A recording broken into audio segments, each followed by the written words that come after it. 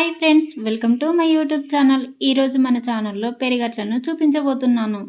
పెరుగట్లు చేసుకోవడానికి ముందుగా ఒక బౌల్లో 1 కప్ రైస్ను తీసుకొని, అర టీ స్పూన్ మెంతులు, అరకప్పు అటుకులను తీసుకొని వాటర్ పోసి 2-3 సార్లు బాగా కడిగి వాటర్ను వంపేసి, అరకప్పు పెరుగు, అరకప్పు వాటర్ను వేసుకొని ఒకసారి కలిపి మూత పెట్టి బియ్యంను 5 నుండి 6 గంటలు నానబెట్టండి. బియ్యం బాగా నానాక ఇప్పుడు ఒక మిక్సీ గిన్నెలో వేసుకొని మిక్సీ పట్టండి. వీలైనంత మెత్తగా మిక్సీ పట్టి ఒక బౌల్లో వేసుకొని మిగతా పిండిని కూడా అలానే మిక్సీ పట్టి బౌల్లో వేసుకొని ఒకసారి కలిపి మూత పెట్టి నైట్ పక్కన పెట్టండి. ఈ పిండిని ఫ్రిడ్జ్లో పెట్టాల్సిన అవసరం లేదు.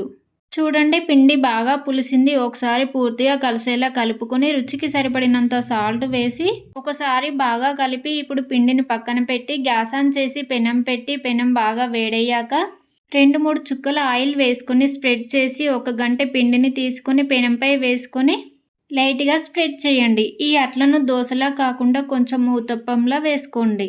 ఈ అట్లు స్పాంజీలా చాలా బాగుంటాయి. ఇప్పుడు గ్యాస్ను మీడియం ఫ్లేమ్లో పెట్టి మరో పక్కకి తిప్పి కాల్చి తీసుకొని ఒక ప్లేట్లోకి వేసుకోండి. మిగతా పిండి మొత్తం కూడా అదే విధంగా చేసుకోండి. అంతే, చాలా సింపుల్గా పెరుగట్లు రెడీ. ఈ వీడియో కనుక నచ్చినట్లయితే ఓసారి ట్రై చేసి ఎలా ఉందో కామెంట్ బాక్స్లో కామెంట్ చేయండి.